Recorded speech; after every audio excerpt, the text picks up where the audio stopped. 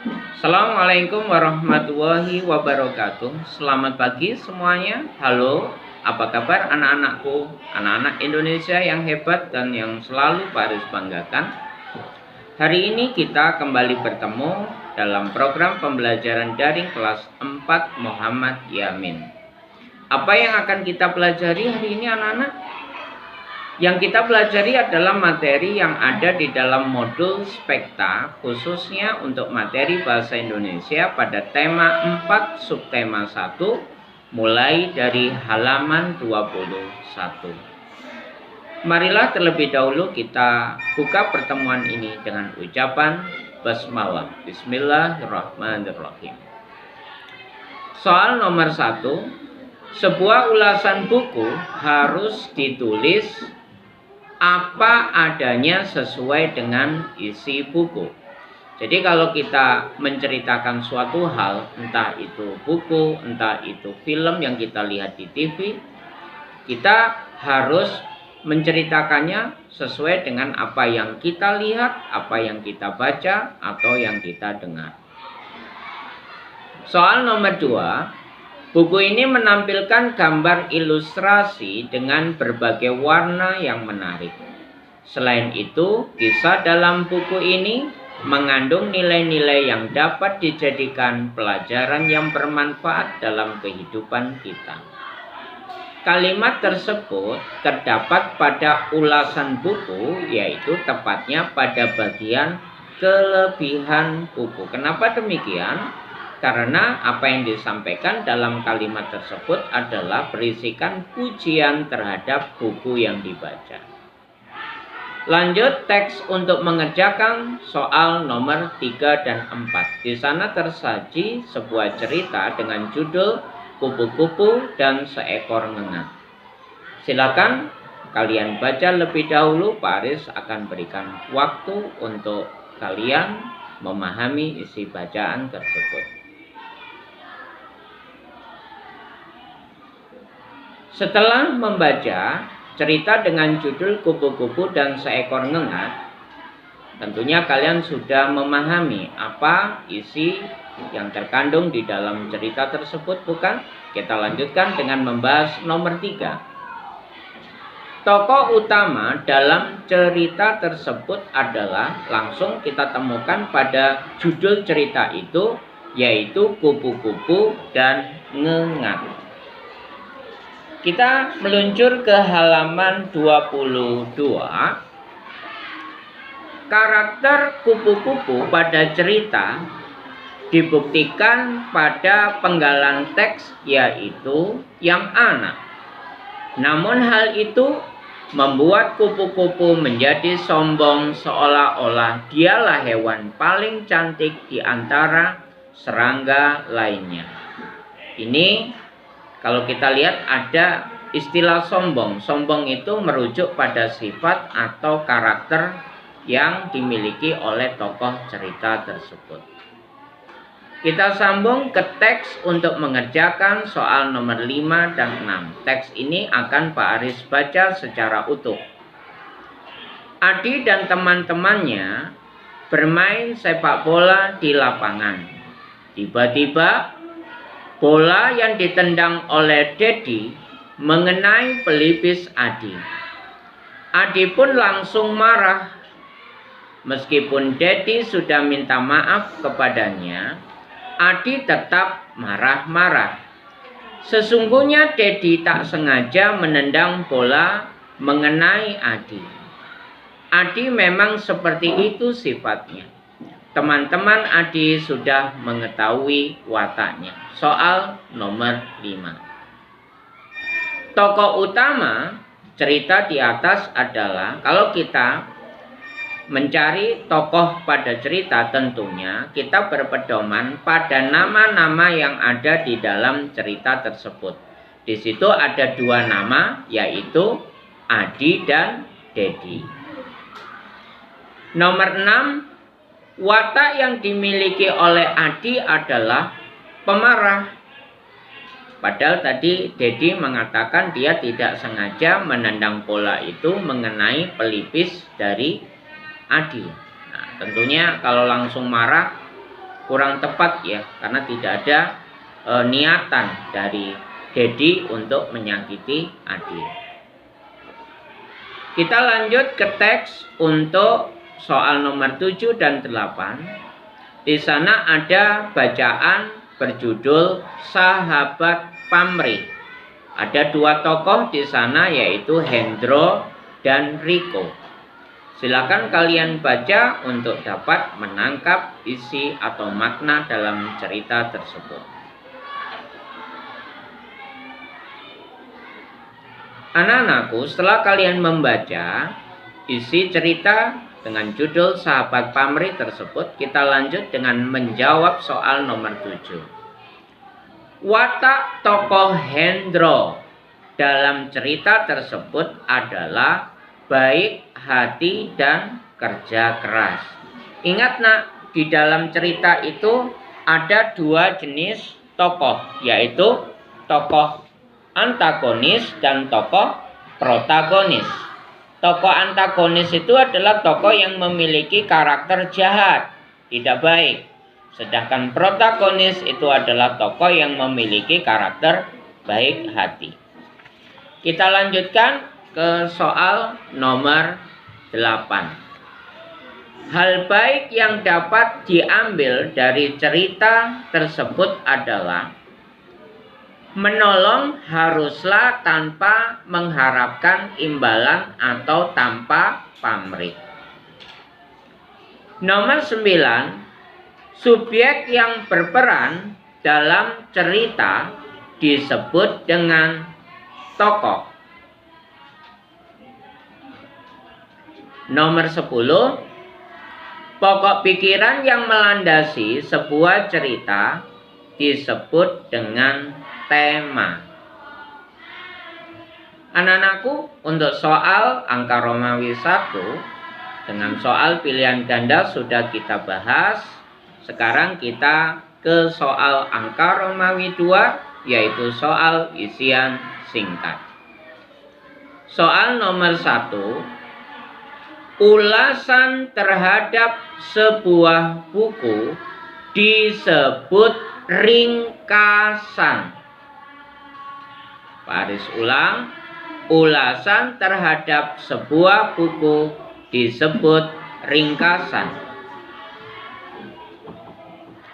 Nomor 2, identitas buku mencakup judul buku, nama penulis, nama penerbit. Baris ulang lagi, identitas buku mencakup judul buku, nama penulis, nama penerbit. Selanjutnya untuk soal nomor 3 dan 5 kita baca bacaan berikut.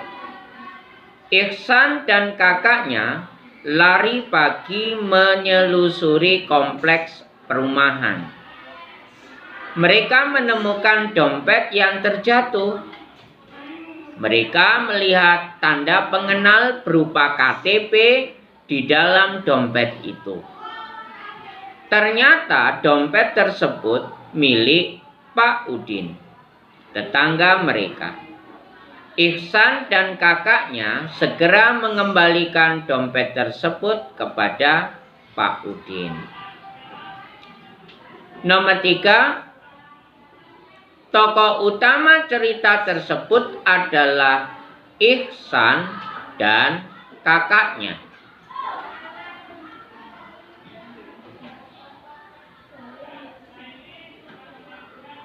Nomor 4, Ihsan dan kakaknya menemukan dompet Pak Udin pada waktu lari pagi.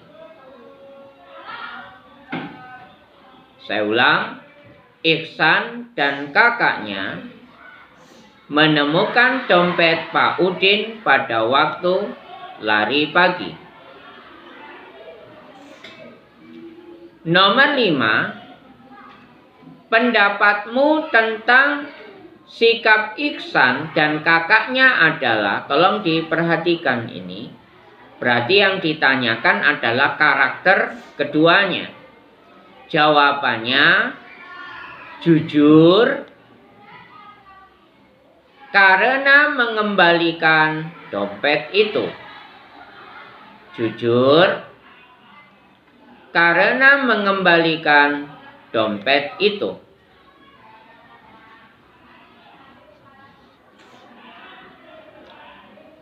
Sekarang kita akan membahas materi pada soal angka Romawi 3, yaitu soal uraian.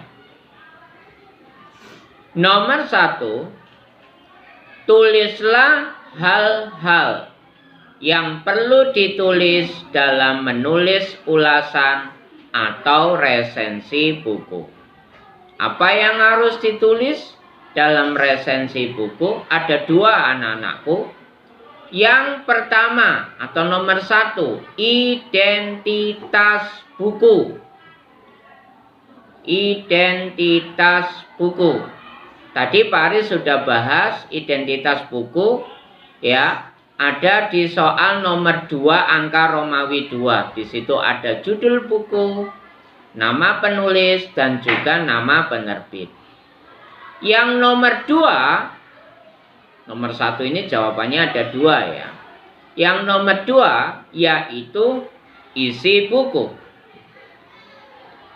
Jadi nomor 1 tadi identitas buku, nomor 2 isi buku. Jelas anak-anakku? Nah, sekarang kita ke nomor 2. Tulislah contoh ulasan yang berisi kekurangan dan kelebihan buku yang pernah kamu baca. Tentunya kalian sudah banyak membaca berbagai jenis buku, kan? Buku yang kalian sukai berarti buku yang memiliki banyak kelebihan. Sedangkan buku yang tidak kalian sukai berarti di dalam buku itu ada kekurangan. Nah, sekarang Pak Aris akan berikan contoh kelebihan suatu buku ya. Silakan ditulis kelebihan. Kelebihan. Isinya lengkap. Kelebihan, isinya lengkap dan bagus. Isinya lengkap dan bagus. Biasanya buku itu yang bagus itu banyak gambar-gambar menarik. Sekarang kekurangannya. Kekurangannya sama dengan sampul kurang menarik. Sampul kurang menarik. Orang kalau beli buku biasanya pertama kali yang dilihat adalah sampulnya. Wih, gambarnya bagus. Sehingga kita tertarik membelinya. Selain sampulnya kurang menarik, apa? Harganya mahal. Nah, itu kekurangan, nak. Ya, kekurangan. Harganya mahal itu.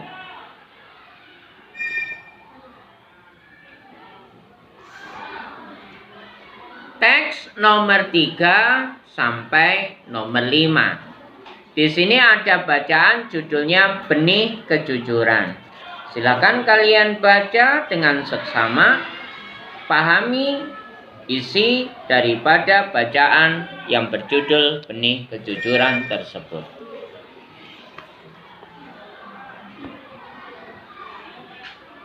Sesudah kalian membaca bacaan dengan judul Benih Kejujuran, kita sambung dengan membahas soal nomor 3. Siapa saja tokoh yang ada pada cerita tersebut?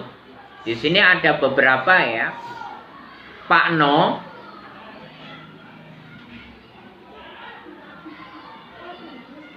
Datuk,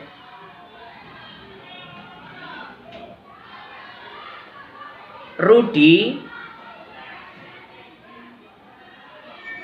dan Runi. Pak Aris ulang, Pak No, Datuk, Rudi, dan Runi.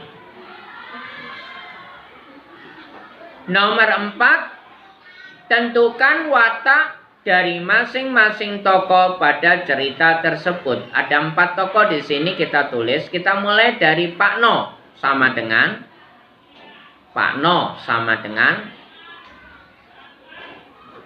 bertanggung jawab.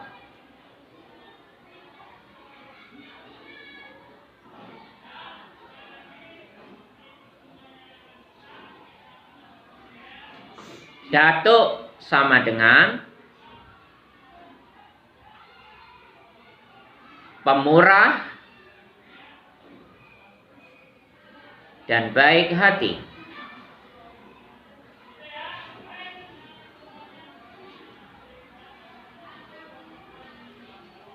Rudi sama dengan rajin.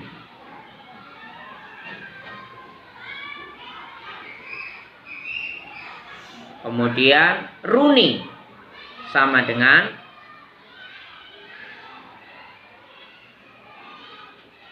teliti.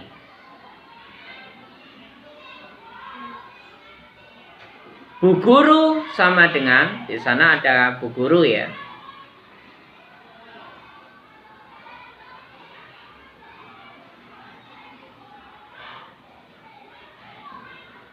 Sabar dan pengertian. Itu beberapa tokoh pada cerita Benih Kejujuran tersebut. Nah, yang terakhir soal nomor 5, tulislah pendapatmu tentang sifat masing-masing tokoh pada cerita tersebut. Ya. Kalau yang ditanyakan adalah sifat, berarti di sini yang ditanyakan pengertiannya. Jawabannya adalah sifat merupakan